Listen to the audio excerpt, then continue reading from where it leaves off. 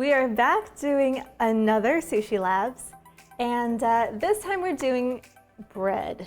And I've had very, very bad luck with bread over the years. I've made bread here and there, and on multiple occasions, it has either underbaked, and so you've got that really gooey center that's not supposed to be happening, or I've gotten crackers. I like to pretend that I intended crackers, but no. I've just gotten crackers. So we are doing a labs to try to, first of all, see if I can manage a bread recipe.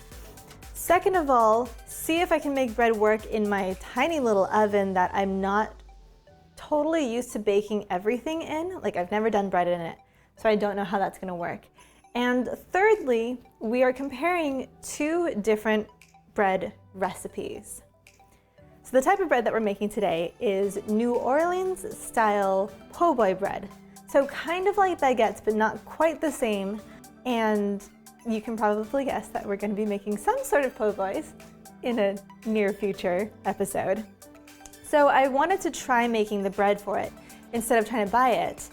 But I also, when I was doing my research, I came across two different styles of recipes.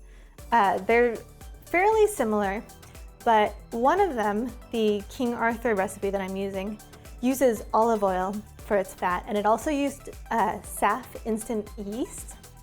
The other one, which I believe is from Savour, used vegetable shortening and used active dry yeast. So I'm using Red Star active dry yeast for that.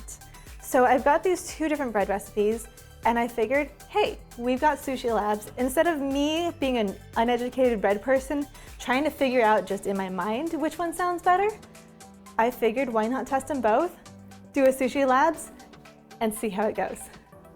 First thing that we do for both of the recipes is put some water, sugar, and yeast in a bowl until the yeast forms. So the only difference between the two recipes here is that we use the SAF instant yeast for the King Arthur recipe and Red Star active dry yeast for the Savour recipe. 2 tablespoons of yeast for the King Arthur recipe seemed like a lot to me. It seemed like I was putting in way too much yeast, but I checked the recipe and that's what it said. But if you think about it, one of the packets of yeast is 2.5 teaspoons, about 2.5, 2.25 teaspoons, which is 3 teaspoons to a tablespoon. So it's almost as much yeast with the packets as it was with putting in the tablespoons. So it probably more or less is about the same. For the King Arthur one with the instant yeast, you can see that it took a while to foam. And we were kind of waiting for all of the yeast to get absorbed as much into the water as much as possible. So that actually took way longer than the 15 minutes that the recipe says. For the active dry yeast in the Savour recipe, that one went much quicker. It was almost instantaneous that it was getting dissolved into the water and then foaming up within the 10 minutes that the recipe said. So that part went according to plan.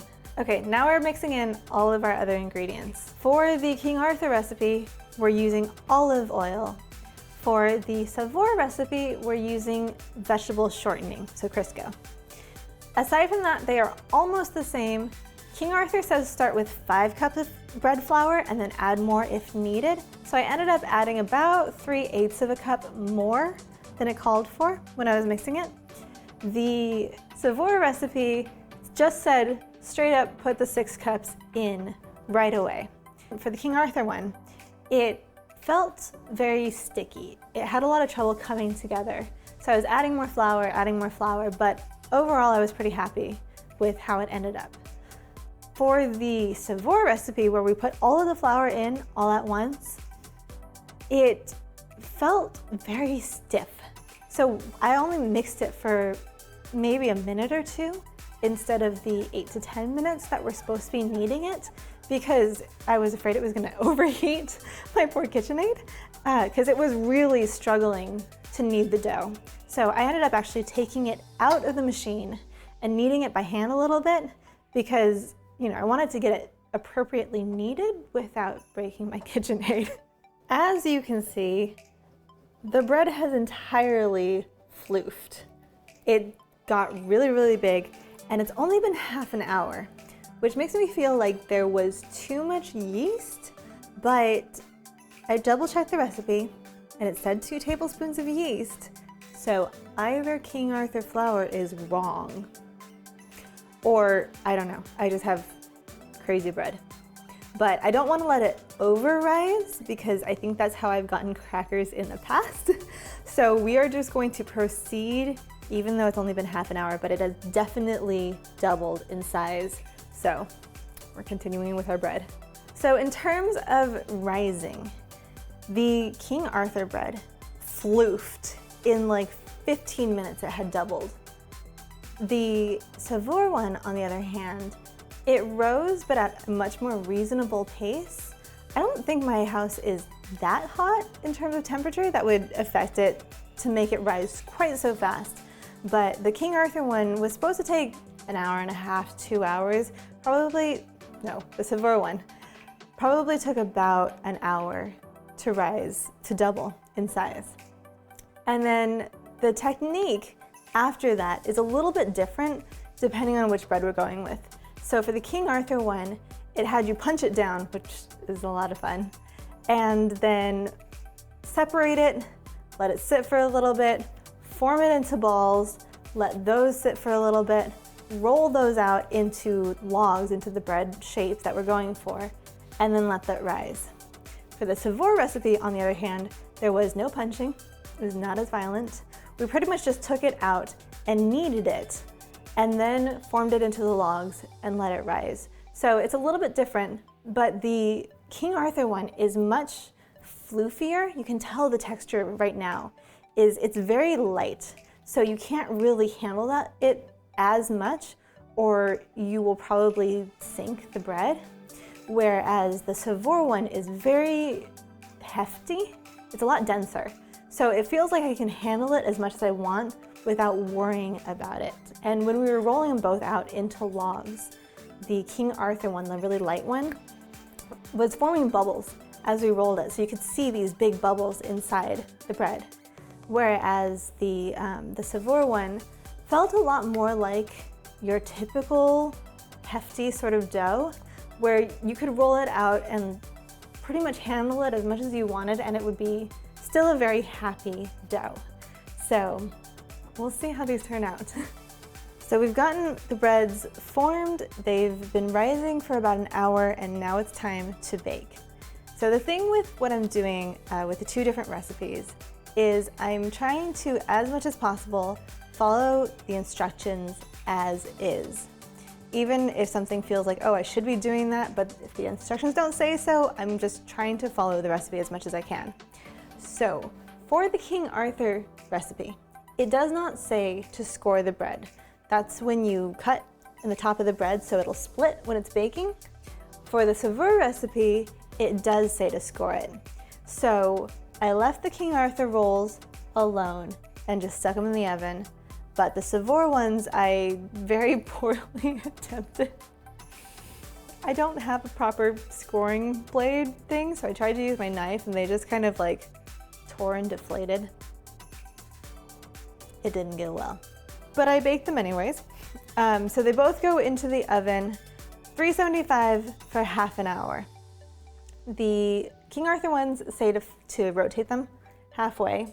So I did that, but I found that the King Arthur rolls required about another 10 minutes to get a nice color on them, whereas the Savour ones were good with just half an hour. They were happy after half an hour. They got up to the right temperature and everything. Those are the little adjustments that I made with the baking. I'm also trying one batch of the Savour without scoring it, because I found that when I scored them, I don't know if I let them rise too long or if it just is how it is, but they really deflated when I scored the bread. So with the last batch, I just kind of left them as is and I tried not to deflate them, but they deflated anyways. It's very depressing. The bread has been baked.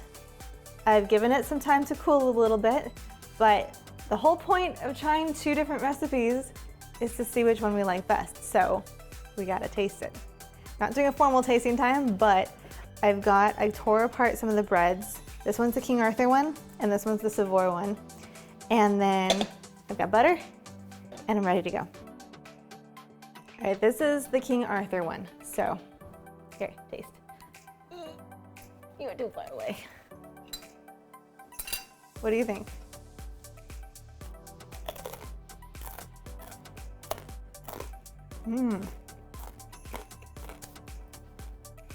So the King Arthur one, when we were breaking it apart, it was really hard.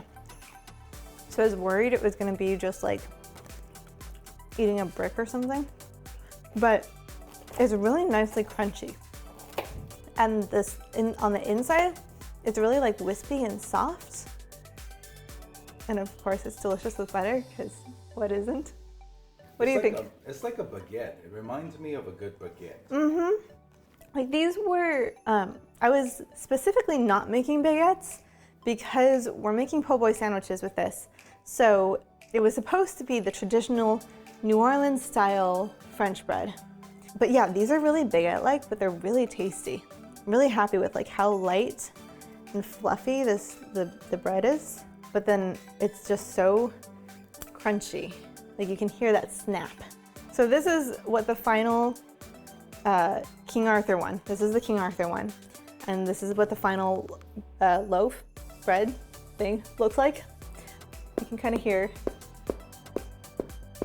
it definitely feels, it sounds hollow. Sounds hollow. Mm-hmm. Sounds airy. Mm-hmm. Which you can tell when we're eating it. It's very airy on the inside, which I really like. I would say, regardless, that one's a success. I even had a couple of them. The one that we're eating right now actually was one of the screw-ups because I like put it in the oven, took it out of the oven, put it back in the oven, and so one batch fell a little bit, but even the fallen batch is still really tasty. It's really good, so I'm happy with it. All right, so this is the Savoy one. You can even tell the color is a little bit different. This one's whiter. And when I was tearing it here, it was easier to tear than the King Arthur one.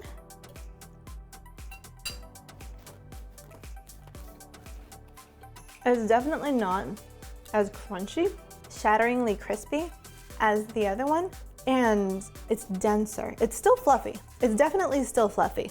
So I think it's still a success, but it's not so airy as the King Arthur one is. It's a little bit more of a dense bread, French bread. It almost reminds me of like the French bread that we get from the store when we buy it at the supermarket or something. It's like a loaf of bread. It's like a loaf of bread. The flavor also, it's a little more bland. It's not as flavorful as the King Arthur one, which the only really difference in terms of things that could affect the flavor is the King Arthur was made with olive oil. The Savoy one was made with vegetable shortening, so Crisco. So I don't know if just that a little bit of olive oil versus Crisco is not really flavorful, if that really made so much of a difference. I would say in terms of just eating the bread on its own, the King Arthur is absolutely my favorite. However, in terms of which one would make a better po' boy sandwich, we're gonna test that when we make our po' boys and report back. It is day 2.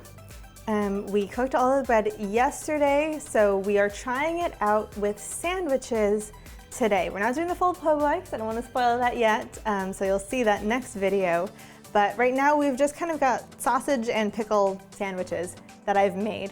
So we're trying out both types of bread, and we're also trying them 2 different ways. One of the ways is it's just slightly warmed, we put it in the microwave for just a few seconds. The other way is toasted. So we stuck it in the toaster, got it all crisped up again because they did get a little softer overnight, sitting overnight. So we've got our sandwiches and we are ready to do some tasting. So the first one that I have is, this is the King Arthur, and this is toasted. Oh.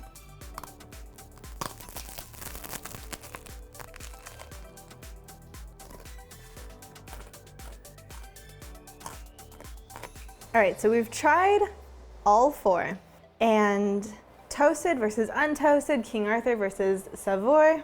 Our very favorite of the four was the untoasted King Arthur, which I was surprised because I thought that we would like toasted better, because the untoasted, it's not crisp at all anymore. It's just like more like sandwich bread, but that was the most enjoyable to eat. The toasted King Arthur was not bad. I think that was probably our second favorite because it's very crisp, but it can be a little difficult to bite into. The toasted Savour was our least favorite. I definitely feel like the King Arthur one, which is the one with the olive oil, has a lot more flavor, so it's just so much tastier. The way that the Savour one toasted up is just hard, is like a rock. I mean, not that bad, it's edible, but it's definitely my least favorite of the four different ways to eat it. I don't think I can speak to which is actually more traditional, because I've never been to New Orleans. I've never had a traditional po' boy there, so I can't 100% say which one's correct. I definitely would say there was probably some user error with the Savour one because it just doesn't look great. Like, it really doesn't. And I feel like that was probably more my fault, like something went wrong. I don't know if I let it rise too much or just something was off. It definitely ended up looking real funky. So that could have contributed to why it was not as tasty. But that King Arthur, even though it rose a lot faster than I was expecting it to, and I was really worried that I had screwed it up, I'm very happy with how that recipe went. And overall, all the bread, even the bread that fell a little, so it was the same sort of flat bread that the Savour one ended up being, even that is still really tasty. We ate that for breakfast this morning with some fried eggs, and it was still really, really good, even though it had fallen a bit. Overall, I'm gonna say, in my opinion, the King Arthur recipe for this type of bread was a winner. Which is as it should be, because they are a flour company. Thank you all for watching our second episode of Sushi Labs. I hope you are still enjoying this. And don't forget to sub, because the po' boys that we are making with this bread is coming up next, and it's gonna be good. It's gonna be something a little different. So I hope you are excited to see it. Don't forget to like this video, and we will see you next time.